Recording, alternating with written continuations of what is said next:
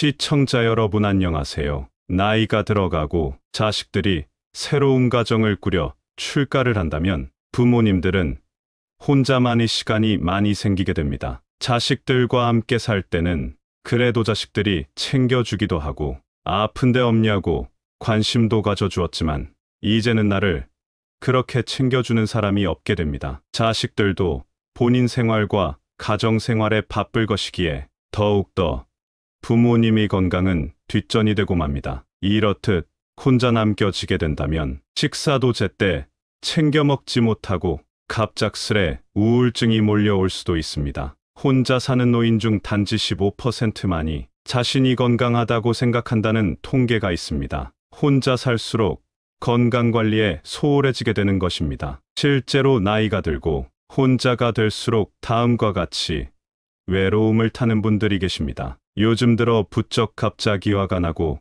눈물이 나고 열심히 살아도 사는 게 힘들고 좋은 일이 있길 바라기보다는 아무 일이 없길 바라보지만 그래도 자신의 마음이 자꾸 옹졸해지는 것 같습니다. 물론 어떤 분들은 외로움을 잘 안 타는 성격이라 꿋꿋이 혼자 잘 살고 잘 놀다 인생을 마감할 거다라고 생각하는 분들도 계시지만 실제로 현실이 닥치면 어떻게 마음이 변할지 모릅니다. 그렇다면 자식들이 출가하고 혼자 남겨져도 어떻게 하면 노후를 행복하게 보낼 수 있을까요? 오늘은 행복한 노년을 위해 반드시 줄여야 할 것들 4가지에 대해 말씀 전하겠습니다. 그럼 시작하기에 앞서 구독, 좋아요 부탁드리겠습니다. 그럼 시작하겠습니다. 첫 번째는 의존하는 습관을 줄이는 것입니다. 부모님들 중 특히나 자식에게 의존하는 부모님들이 계십니다.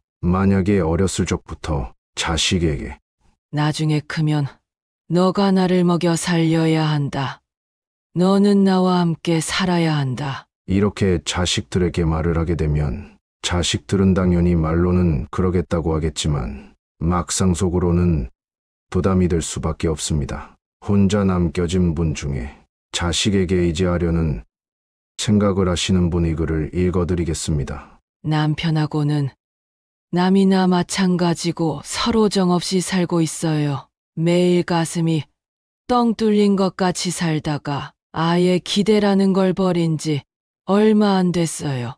그냥 감정이 없는데 가끔 슬퍼요. 공허하고 외롭고 딸이 둘 있는데 이 애들만 보면서 살고 있어요. 정말 아주 많이 의지해요. 정신적으로 너희밖에 없다. 이런 말은 안 하지만 저는 속으로 이 애들에게 너무 의지를 하고 나중에 크면 그래도 아이들 때문에 웃을 날 있겠지 이러면서 하루하루 버텨요. 이렇게 살다 나중에 아이들이 저를 그냥 저냥 대한다고 해도 별도리는 없겠지만 그래도 희망을 걸고 나중에 이러면서 버팁니다.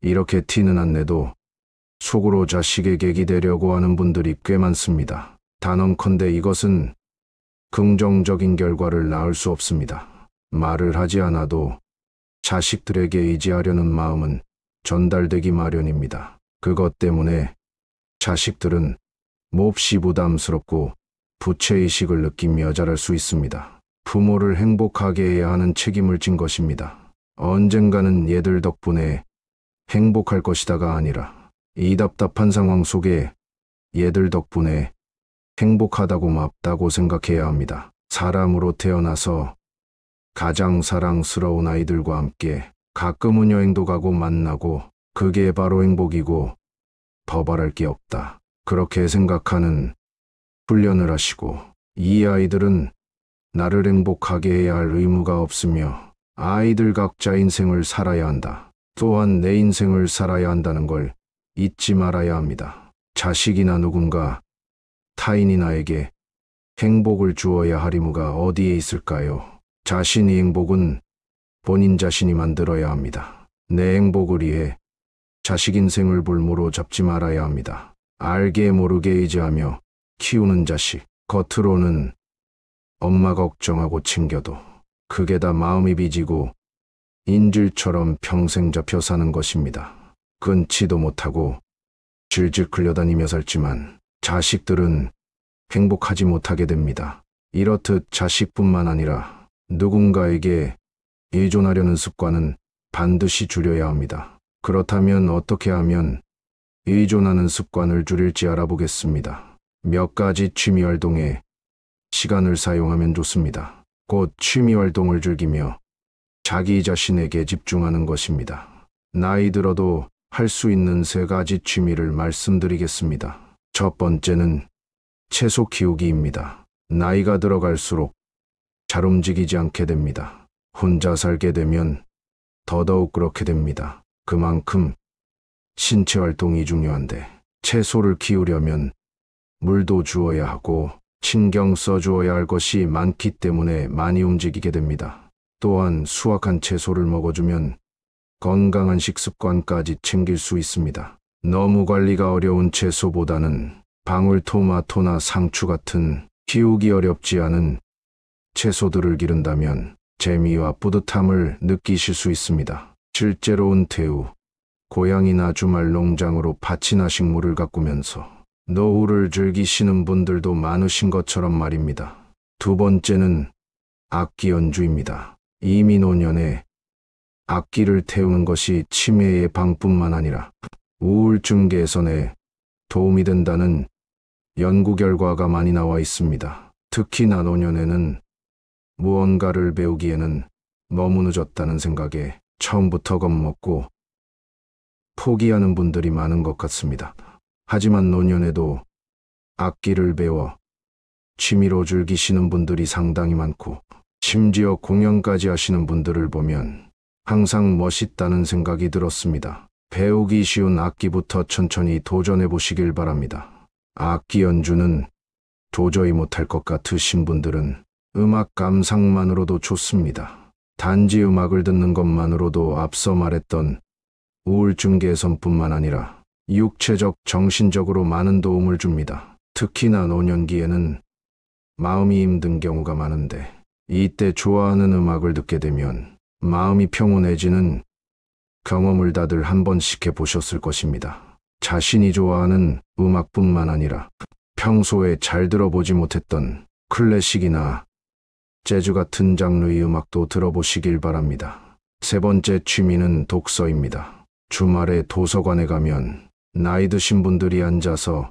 책을 읽고 있는 것을 가끔 보곤 합니다. 일주일에 한 번이라도 이렇게 도서관에 가게 되면 몸을 움직일 수 있을 뿐만 아니라 공짜로 독서라는 취미를 만들 수 있으니 도서관에 가는 습관을 만드는 것이 좋습니다. 책을 읽는 것의 장점은 다들 아시리라 생각합니다. 책은 또한 내가 경험해보지 못한 것을 간접 경험할 수 있게 해주기 때문에 독서라는 취미에 빠지면 그 자체로 즐거운 삶을 살 수 있습니다. 처음에는 읽기 쉽고 읽고 싶은 책을 고르는 것이 좋습니다. 이렇게 자기만의 취미를 갖는다면 자기 생활하기 바빠 남에게 의존하려는 성향이 줄어들 것입니다.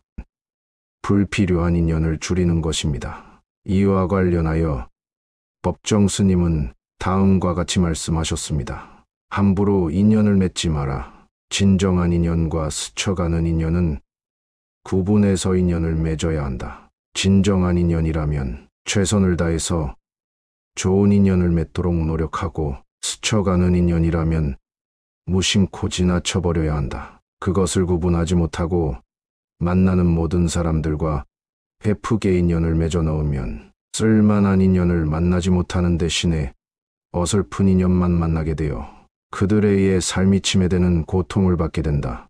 인연을 맺음에 너무 예뻐서는 안 된다. 옷깃을 한번 스치는 사람들까지 인연을 맺으려고 하는 것은 불필요한 소모적인 일이다. 수많은 사람들과 접촉하고 살아가고 있는 우리지만 인간적인 관계가 필요해서 접촉하며 살아가는 사람들은 주위의 소수 사람들에 불과하고 그들만이라도 진실한 인연을 맺는다면 좋은 삶을 마련하는 데는 부족함이 없다. 진실은 진실된 사람에게만 투자해야 한다. 그래야 그것이 좋은 결실을 맺는다. 아무에게 낮은 시를 투자하는 것은 위험한 일이다.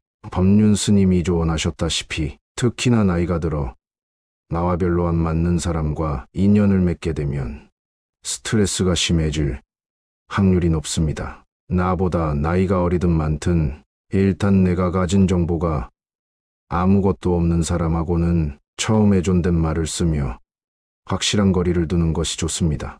아니다 싶은 느낌이 들면 무조건 일말의 여지도 없이 칼같이 손절하는 것이 현명합니다. 상대방이 나한테 선의를 베푼다 해도 받은 만큼만 되돌려줘야 하며 내가 받은 그 이상 돌려줘도 괜찮은 사람은 진정으로 감사를 할 줄 아는 사람들한테만 하는 것이 좋습니다. 남을 이용만 하는 사람과 받기만 하는 사람, 감사할 줄 모르는 사람들과는 거리를 두어야 합니다. 나이가 들어갈수록 그냥 하는 사람 100명보다 나를 잘 알아주는 사람 1명이 더 소중합니다. 남을 도와줄 때도 마찬가지입니다. 오의를 베풀었을 때 나를 오고 취급하는 사람과는 특히나 단번에 연을 끊어야 합니다. 젊었을 때 이런 일을 당하면 그래도 시간이 있어 회복할 수 있지만 나이가 들면 회복력이 떨어져 죽을 때까지 상처를 안고 살아야 할 수 있습니다. 어릴 적은 인이라고 생각했던 인연조차도 결국 내 인생을 좀먹는 사람이었다는 걸 죽기 전에야 깨닫는 사람들도 있습니다. 그러니 판단을 잘해야 합니다. 항상 자기 자신이 우선순위입니다. 나를 힘들게 하는 인연을 내가 외롭다는 이유로 틈태두는 것은 좋지 않습니다. 세 번째는 앉아있는 시간을 줄이는 것입니다. 통계에 따르면 하루 동안 남성은 평균 8시간, 여성은 평균 7에서 8시간 동안 앉아서 생활하는 것으로 나타났습니다. 특히나 사무실 안에서 근무하셨던 직장인분들이라면 앉는 것이 하루 대부분의 시간이었을 것입니다. 심지어 이렇게 오래 앉아 있는 것은 흡연보다 건강에 안 좋다는 말도 있기 때문에 우리는 더더욱 좌식 생활에서 벗어나야 합니다. 사실 자식들과 같이 살 때는 억지로라도 몸을 움직이게 되는 경우가 많습니다. 하지만 자식들이 나가고 혼자 살게 된다면 그냥 앉아서 TV를 보는 시간이 하루 일과 중 대부분을 차지할 것입니다.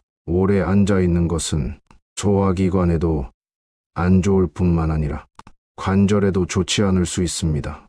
운동을 매일 하는 것이 좋지만 운동을 안 해본 분들이라면 운동하는 것 자체가 매우 어려울 것입니다. 이럴 때는 앉아있는 시간을 줄이는 것 먼저 시도해보면 좋습니다. TV를 보다가 중간에는 꼭 일어나서 5분씩이라도 제자리 걷기나 스트레칭을 해주는 것이 좋습니다. 기회가 된다면 밖에 나가서 걷는 것도 좋습니다. 걷기는 노년의 최고의 운동입니다. 관절을 다칠 일도 없고 그렇게 힘든 운동이 아니기 때문입니다. 만약에 날이 너무 춥거나 비가 와서 나가기 싫다면 집에서 제자리 걸음을 하는 것만으로 건강에 큰 도움이 됩니다. 이렇듯 걷기는 혈관 기능을 개선하고 비만을 예방할 수 있게 해줍니다. 특히나 관절염이 생겼을 때 계속 좌식 생활을 하면 더 악화되기 때문에 좌식 생활에서 멀어져야 합니다. 그렇지 않다면 나중에 무릎 아픈 상태에서 갑자기 일어날 때 통증이 심하고 바닥을 손으로 짚고 일어나야만 하게 됩니다. 또한 장시간 앉아 있는다는 것은 그만큼 운동하는 시간이 적다는 것과 같습니다. 젊어서 일할 때는 특히나 운동 시간을 따로 빼기가 쉽지 않았을 것입니다. 앉아 있는 시간이 길면 그만큼 칼로리 소모가 적게 되어 쉽게 비만이 될 확률이 높아집니다. 이렇게 좌식 생활은 단점이 훨씬 많습니다. 그리고 이미 안 좋아진 후에 바꾸려면 쉽지 않습니다. 아프기 전에는 신경 안 쓰다가 아프고 나서 후회하는 분들이 많습니다. 하지만 이미 아프기 시작하면 그것을 고치기란 여간 쉬운 것이 아닙니다. 아프지 않더라도 미리미리 예방하는 습관은 반드시 지켜주는 것이 좋습니다.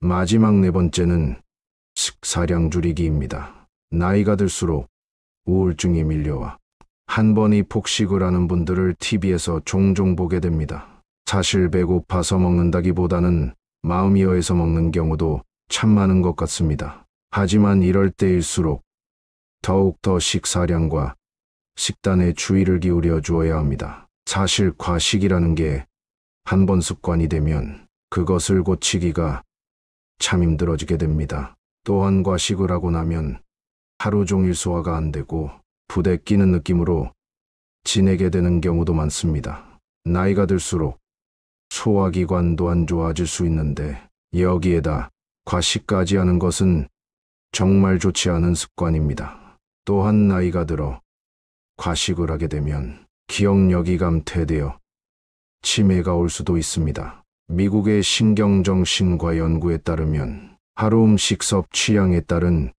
기억력 테스트를 실시한 결과 음식 섭취량이 많은 그룹이 적게 먹는 그룹에 비해 기억력 손상이 2배 이상 높은 것으로 발표되었습니다. 과식은 기억력에 악영향을 끼칠 뿐만 아니라 배탈이나 구토 등 소화기관, 당뇨, 협심증 등 각종 성인병의 원인이 되기도 합니다. 그렇다면 과식을 멈추기 위해 어떤 노력을 할 수 있는지 알아보겠습니다. 첫째는 천천히 먹는 것입니다. 식사를 하고 나서 포만감은 보통 20분 정도 지나야 느껴진다고 합니다. 하지만 뿐만에 이미 한 그릇을 모두 먹었다면 포만감이 안 생겨 한 그릇을 더 먹게 되는 것입니다. 그러니 음식의 맛을 최대한 맛보면서 천천히 꼭꼭 씹어 먹는 습관이 필요합니다. 두 번째는 하루 1리터 이상의 물을 마셔주는 것이 좋습니다. 하지만 물을 너무 많이 마시면 심혈관에 머무르는 혈액량이 증가해 혈관 압력이 높아지고 이에 따라 수분이 비교적 압력이 낮은 폐 안으로 이동해 부종이 생길 수 있습니다. 그러므로 신체 활동이 특히나 적은 노인은 수분 섭취에 주의가 필요합니다. 세 번째는 육류나 튀김, 소금과 설탕 섭취를 줄이는 것입니다. 맛있는 것을 먹는 것도 인생의 행복한 낙이기 때문에 먹는 것이 오히려 좋습니다. 하지만 매일 섭취하는 것은 조심해야 합니다. 육류나 튀김 등이 포화 지방산과 트랜스 지방이 많이 함유된 음식을 먹으면 중성 지방과 몸이 나쁜 콜레스테롤이 증가하게 됩니다.